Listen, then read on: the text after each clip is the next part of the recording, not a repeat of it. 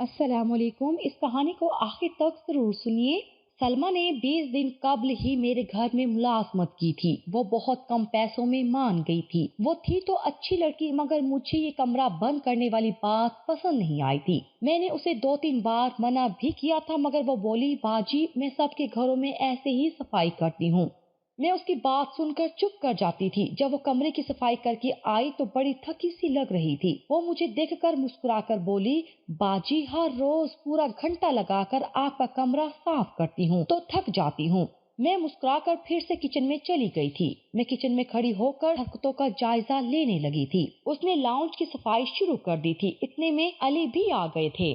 मेरी नौकरानी की आदत थी कि वो गर्मी में भी गर्म चादर ओढ़ कर आती थी और जब मेरे कमरे की सफाई करती थी तो अंदर से कुंडी लगा लेती थी। मुझे अपनी नौकरानी मशकूक लगती थी। जब शौहर से शिकायत करती तो वो कहते, ऐसी गलती हरगिज नहीं करना, इतने कम पैसों में कोई काम वाली फिर ना मिलेगी। मुझे कुछ शक हुआ। मुझे अपने काम वाली कुछ मशकूक लगती थी। दिल करता था कि उसे काम से निकाल दूं। मैं अपने शौहर के साथ बैठी चाय पी रही थी। जब मैंने उन्हें अपनी परेशानी के मुतालिक बताया था, वो एकदम से चौंक गए और बोले, क्यों?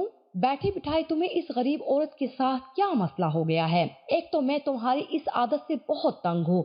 तुम हर वक्त किसी न किसी की टों में ही लगी रहती हो। तुमसे तो बात करना ही फजूल है। इतना कहकर अली उठे और चाय पिए बिना ही कमरे में चले गए, जबकि मैं कुर्सी पर हक्का बक्का ही बैठी रह गई थी। अली ने कभी मेरे साथ इस लहजे में बात ना की थी। वो तो नरम मिजाज इंसान थे। मेरे हर मसले को वो चुटकियों में हल कर दिया करते थे। मुझे उनसे इस किस्म की हरकत की तवक्को ना थी। मेरा दिल किया कि मैं अभी अपनी नौकरानी सलमा को फोन करके कह दूं कि तुम कल से मेरे घर काम करने मत आना, मगर फिर अली का सोचकर मैंने अपने इस ख्याल को तर्क कर दिया था। मुझे डर था कि कहीं वो मुझसे नाराज ही ना हो जाए। मैंने फिलहाल इस बात को छोड़ दिया था। मैं किचन में जाकर रात के खाने का इंतजाम करने चली गई थी। खाना तैयार हुआ तो मैं अली को बुलाने चली गई थी। मुझे लगा कि अब वो अपने रवैये पर शर्मिंदगी का इजहार करेंगे, मगर उनका मिजाज तो हनूज बरहम था।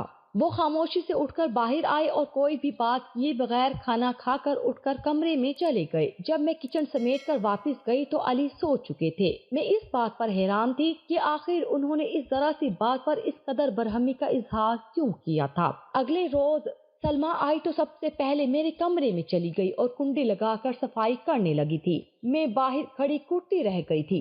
मैं रोज किचन में खड़ी होकर सलमा की हरकतों का जायजा लेने लगी थी। फिर उसके बाद उसने लाउंज की सफाई शुरू कर दी। इतने में अली भी आ गए थे। अली के आते ही सलमा ने झाड़ू लगाना छोड़ दिया था और उनको देखने लगी थी। अली ने एक नजर ही उस पर डाली थी, फिर वो अपने कमरे में चले गए थे। अब सलमा जले पैर की बिल्ली की तरह लाउंज के चक्कर पर चक्कर लगाने लगी थी। फिर उसने इर्द गिर्द देखा। जब मैं नजर न आई तो वो मेरे कमरे की तरफ चल दी थी। उसने दस्तक देने के लिए हाथ उठाया था, मगर कुछ सोचकर पीछे हट गई थी और जल्दी जल्दी लाउंज की सफाई करके मुझे खुदा हाफिज कहकर घर से बाहर निकल गई थी। सलमा के जाते ही अली बाहर निकल आए थे। उन्होंने मेरा हाथ थाम कर गजरे पहना दिए थे। उनका मूड भी अच्छा था। फिर बोले, बेगम जल्दी से खाना लगा दो, बहुत भूख लगी है। हम दोनों ने बड़े खुशगवार माहौल में बैठकर खाना खाया था। मैं अली की जानिब से तो पुरसुकून हो गई थी, मगर सलमा की तरफ से दिल में गांठ बंध गई थी। न जाने वो किस इरादे से मेरे घर में दाखिल होती थी। मैंने सोच लिया था कि मैं सलमा के मुतालिक कोई बात भी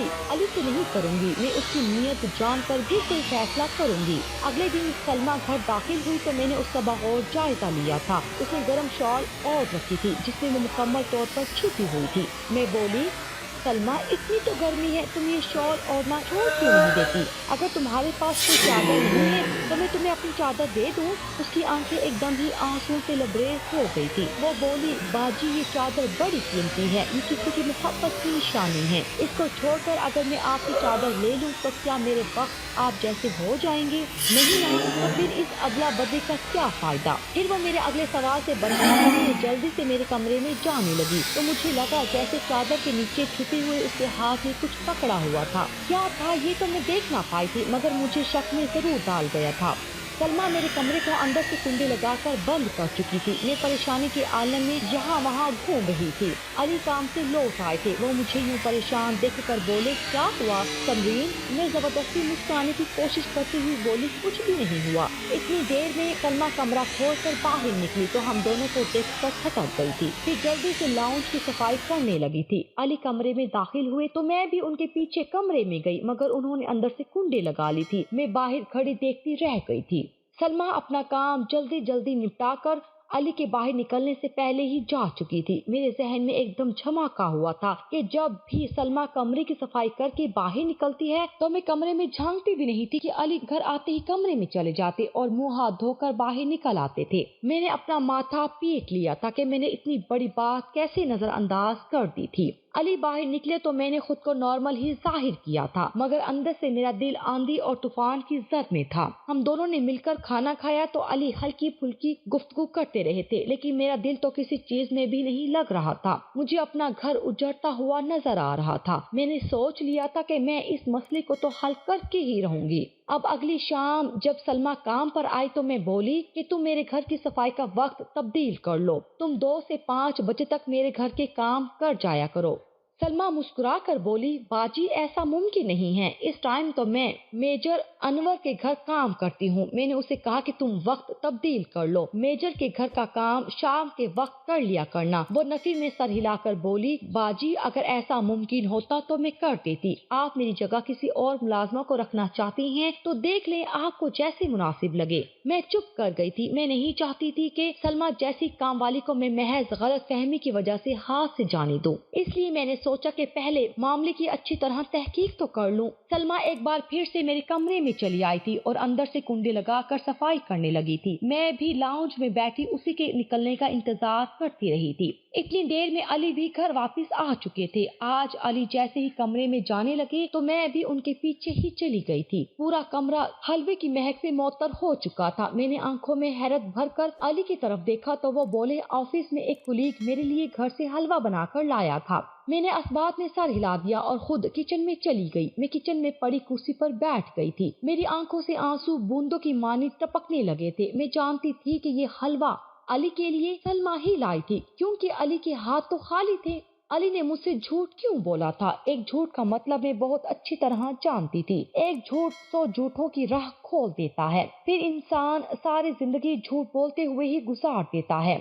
अली को सबूनी हलवा बहुत पसंद था। उसके मुतालिक सिर्फ और सिर्फ मैं ही जानती थी या मेरे ससुराली जानते थे। फिर एक काम वाले को मेरे शोहर की पसंद नापसंद का इल्म कैसे हो सकता था? मैंने देखा कि अली मेरी तरफ ही आ रहे थे। मेरे चेहरे पर मसनूई मुस्कुराहट सजा ली थी। मुझे पता ही नहीं था कि इस किस्म के हालात में कैसे रिएक्ट किया जाता है, इसलिए मैंने मुस्कुराहट का ही सहारा लिया था। अली किचन में आए तो मुझे देखकर परेशान हो गए थे। वो बोले, क्या बात है, आज तुम बुझी बुझी सी क्यों लग रही हो? मैंने कहा कि सर में दर्द है, मगर मैं जानती थी इस जवाब से अली भी मुतमईन नहीं हुए थे। हम दोनों ने खाना खाया तो वो वापस कमरे में चले गए थे, जबकि मैं ताज़ा हवा खाने लॉन में आ गई थी। आज दिल बड़ा घबरा रहा था। आंसू खुद ब खुद गिरते चले जा रहे थे। फिर मैंने नींद की गोली खा ली और जल्दी ही सो गई थी। सुबह अली मुझसे पूछ कर गए थे कि अगर तबीयत बेहतर नहीं हुई तो तुम्हें डॉक्टर के पास ले चलता हूँ। मैंने उन्हें तसल्ली दी कि मैं अब बहुत बेहतर हूँ। वो ऑफिस चले गए तो मैंने मेजर अनवर के घर की राह ली थी। मेजर साहब का घर हमारे मोहल्ले में ही था। अभी सलमा उनके घर काम करने नहीं गई थी, इसलिए मैं उसकी जांच पड़ताल कर सकती थी। मैं उनके घर गई तो मिसेस अनवर ने मेरी खूब आओ भगत की थी। इधर उधर की बातें करके मैं मिसेस अनवर से बोली कि मुझे सलमा पर बहुत तरस आता है। वो इतनी गर्मी में गर्म शॉल ओढ़ कर आती है, क्यों ना हम उसके लिए एक चादर का इंतजाम कर दें। मिसेस अनवर मेरी तरफ अजीब सी नजरों से देखते हुए बोली कि सलमा तो हमारे घर दुपट्टे में आती है। उसने तो सर्दियों में भी कभी गर्म शाल नहीं ओढ़ी थी। मैं चौंक गई थी। मुझे समझ नहीं आ रही थी कि मैं अब इनसे क्या बात करूं। फिर मैं बोली, सलमा को ना जाने क्या फोबिया है। वो बेडरूम की सफाई करते हुए ना जाने अंदर से कुंडी क्यों लगा लेती है। मिसेस अनवर शर्मसार रह गई थी। پھر بڑے سلجھے ہوئے انداز میں بولی، ٹھیک ہے، ہمیں ملازمین کے ساتھ نرمی برتنی چاہیے، مگر ہر چیز کا ایک اصول ہوتا ہے اور ایک حد ہوتی ہے۔ میں کبھی بھی کسی کام والی کو یہ اجازت نہیں دوں گی کہ وہ میرے بیڈ روم کو اندر سے کنڈی لگا کر صفائی کرے، بلکہ میں تو ایسی ملازموں کو کام سے ہی نکال دوں گی۔ میں بولی، لیکن مجھے تو سلمیٰ نے یہی بتایا تھا کہ وہ سب کے گھروں میں ایسے ہی کنڈی لگا کر صفائی کرتی ہے۔ مسز انور کا تمسخرانہ قہقہ فضا میں گونجا تھا۔ پھر وہ بولی، آپ بہت معصوم ہیں۔ میں جانتی تھی کہ انہوں نے بے وقوف کی جگہ معصوم کا لفظ مروتاً استعمال کیا تھا۔ میں اٹھ کر اپنے گھر آ گئی تھی۔ مسز انور کی باتیں میرے کانوں میں گونجتی رہی تھی۔ شام ہوئی تو سلمیٰ خود کو گرم چادر میں چھپا کر ایک بار پھر سے ہمارے گھر آن پہنچی تھی۔ وہ کمرے میں چلی گئی تھی۔ ابھی وہ کمرے سے باہر ہی آئی تھی کہ علی بھی آفس سے لوٹ آئے تھے۔ پھر کچن کی کھڑکی کے پاس کھڑی ہو کر ان دونوں کو دیکھ رہی تھی جب علی غصے سے گھبرا کر بولے، سلمیٰ، تمہارے لیے بہتر یہی ہے کہ تم یہ کام چھوڑ کر چلی جاؤ، مجھے سکون سے جینے دو، میرا پیچھا چھوڑ دو۔ سلمیٰ رونے لگی تھی۔ وہ بولی، اس بھری کائنات میں میرا سہارا صرف اور صرف آپ ہی ہو، میں آپ کے بغیر کچھ بھی نہیں ہوں، مجھے اپنے نام کی شناخت دے دیجیے، نہیں تو میں آپ کی حقیقت آپ کی بیوی کے سامنے لے آؤں گی، پھر آپ کیا کریں گے؟ اتنا کہہ کر سلمیٰ لاؤنج کی صفائی کیے بنا ہی میرے گھر سے چلی گئی تھی۔ میں تو سلمیٰ کے الفاظ پر ہی حیران رہ گئی تھی کہ اس کے پاس علی کا ایسا کون سا راز ہے جس کی وجہ سے وہ ان کو ڈرا دھمکا رہی تھی۔ پھر وہ یہ کیوں کہہ رہی تھی کہ مجھے اپنے نام کی شناخت دے دیجیے؟ یہ سب باتیں کسی انہونی کی طرف اشارہ کر رہی تھی۔ میں نے علی کو کھانے پر بلایا تو انہوں نے مجھے بری طرح سے جھڑک دیا تھا۔ وہ بولے، کیسی عورت ہو تم جو گھر کا کام ہی نہیں کر سکتی؟ گھر میں ہم دو ہی تو افراد ہیں، مگر تم دو لوگوں کا کام کرنے میں بھی ناکام رہی ہو اور بھانت بھانت کی نوکرانی کو گھر میں بلا لیتی ہو۔ وہ اتنا کہہ کر لان میں چلے گئے تھے۔ میں کمرے میں آئی تو حلوے کی خوشبو نے میرا استقبال کیا تھا۔ آج شاید علی حلوہ چھپانا بھول گئے تھے یا پھر انہوں نے اس چیز کا تردد ہی نہ کیا تھا۔ میں نے کمرے کی کھڑکی سے دیکھا تھا، علی بڑی پریشانی کی حالت میں یہاں وہاں پھر رہے تھے۔ میں تو خود حیران سی تھی کہ آخر یہ سب ہو کیا رہا ہے، میں کیسے ساری حقیقت سامنے لاؤں۔ مجھے رہ رہ کر سلمیٰ پر غصہ آتا تھا، لیکن میں اس قدر حالات سے مجبور تھی کہ اس سے کوئی سوال بھی نہیں کر سکتی تھی۔ میں نے خود کو لاچار پایا تھا، اس لیے میں نے علی کی والدہ سے مدد لینے کی ٹھانی تھی۔ وہ دور دراز کے گاؤں میں رہتی تھی، جبکہ ہم دونوں میاں بیوی علی کی جاب کی وجہ سے شہر میں رہتے تھے۔ میں نے اپنی ساس کو فون کر کے کہا تھا کہ میرا گھر اجڑنے والا ہے، آپ آ کر میرے آشیانے کو بکھرنے سے بچا لے۔ میری ساس بڑی بھلی مانس خاتون تھی، وہ اگلے ہی دن اپنے چھوٹے بیٹے کے ساتھ ہمارے گھر آ گئی تھی۔ علی اپنی والدہ کو دیکھ کر بالکل بھی خوش نہیں ہوئے تھے۔ وہ بولے، امی، شہر میں رہائش بہت مہنگی ہے، آپ کیوں آ گئی ہیں یہاں؟ میں پہلے ہی بڑی مشکل سے گزارا کر رہا ہوں، اب 2 لوگوں کا اضافی کھانا بنانا پڑے گا تو میرے بجٹ پر برا اثر پڑے گا۔ میری ساس کی آنکھوں میں آنسو آ گئے تھے۔ میں نے علی کو خاموش رہنے کا اشارہ کیا تو وہ بولے، تم ہم دونوں ماں بیٹے کے معاملے سے دور رہو۔ میں بھی چپ کر گئی تھی، جبکہ میرے دیور نے سامان اٹھایا اور بولا، امی آ جائیں، ہم گاؤں واپس چلتے ہیں، ہمیں نہیں رہنا اس مہنگائی سے بھرے شہر میں۔ میری ساس نے میری طرف دیکھا تو میں نے ہاتھ جوڑ کر رکنے کی التجا کی تھی، جبکہ میرا دیور اس قدر خفا ہو چکا تھا کہ وہ میرے 1000 بار کہنے پر بھی نہ رکا تھا، الٹا علی مجھے ہی ڈانٹنے لگے تھے کہ تم اسے جانے دو، مت روکو۔ دیور چلا گیا تھا، ساس پریشان تھی، انہیں توقع نہیں تھی کہ ان کا سب سے چہیتا بیٹا ان کے ساتھ ایسا سلوک کرے گا۔ میں نے اپنی ساس کو ساری بات بتا دی تھی۔ میں ان سے بولی کہ علی کچھ بدل سے گئے ہیں، اسی لیے میں نے آپ کو بڑا مان کر بلایا تاکہ آپ ہم دونوں کے درمیان ساری رنجشیں ختم کر دیں۔ شام ہوئی تو میں سلمیٰ کا انتظار کرنے لگی تھی۔ میں اپنی ساس کو سلمیٰ کے متعلق پہلے سے ہی سب کچھ بتا چکی تھی۔ وقت گزرتا رہا مگر سلمیٰ گھر نہ آئی تھی۔ میں نے علی سے بات کی کہ اب مہمان کے آ جانے سے گھر کا کام بڑھ گیا ہے، مگر سلمیٰ آج آئی ہی نہیں۔ علی کرخت لہجے میں بولے کہ میں اسے کام سے نکال چکا ہوں، آج کے بعد وہ کام کرنے نہیں آئے گی۔ تم جو مفت خوروں کو گھر میں دعوت دے کر بیٹھی ہو، پھر یہ تو ہونا ہی ہے نا۔ میں علی کے جواب پر دنگ سی رہ گئی تھی۔ وہ کبھی بھی ایسے نہیں تھے، ان کی شخصیت تو اتنی اجلی تھی کہ مجھے ان کی طرف دیکھ کر روشنی ملتی تھی۔ اب وہ کیوں ایسے ہو گئے ہیں؟ میری ساس سلمیٰ سے مل کر ہی کسی نتیجے پر پہنچنا چاہتی تھی۔ میں ساری رات یہی سوچتی رہی کہ آخر کیا کیا جائے۔ बस फिर जो जहन में आया मैंने वही कर दिया था। अगले दिन मैं मिसेस अनवर के घर जाकर बैठ गई थी। मुकर्ररा वक्त जब सलमा वहाँ पहुँची तो मुझे देखकर घबरा गई थी। मैं बोली, सलमा शुक्र है आज तुमने गर्म शॉल नहीं ली हुई, देखो तो सूरज आग बरसा रहा है। फिर मैंने उससे माजरत की कि अली ने तुम्हें गलत कहा है कि हमें काम वाले की जरूरत नहीं है। अब तो घर मेहमान आए हैं इसलिए मुझे तुम्हारी बहुत जरूरत है। आज तुम हमारे घर काम पर जरूर आना। अली भी अपने अल्फाज पर मुआवजत कर रहे थे। मैंने नोटिस किया था कि एकदम से सलमा का चेहरा खिलकर गुलाब हो गया था। शाम हुई तो सलमा अपनी गर्म चादर ओढ़कर हमारे घर पहुंच आई थी, लेकिन हैरत की बात ये थी कि उसने निकाब कर रखा था। मुझे सलमा के चोंचले देखकर बहुत गुस्सा आया था। मैं बोली, मिसेस अनवर के यहाँ तो तुम दुपट्टे में चली जाती हो, मगर हमारे घर आने के लिए अब निकाब भी करने लगी हो। वो खसियानी हंसी हंस कर बोली, बाजी आप ही ने तो कहा था कि घर में मेहमान आए हुए हैं इसलिए पर्दा किया हुआ है। मैं बोली, इस पर्दे की जरूरत नहीं है, मेहमान सिर्फ एक ही है और वो भी मेरी बूढ़ी सास है।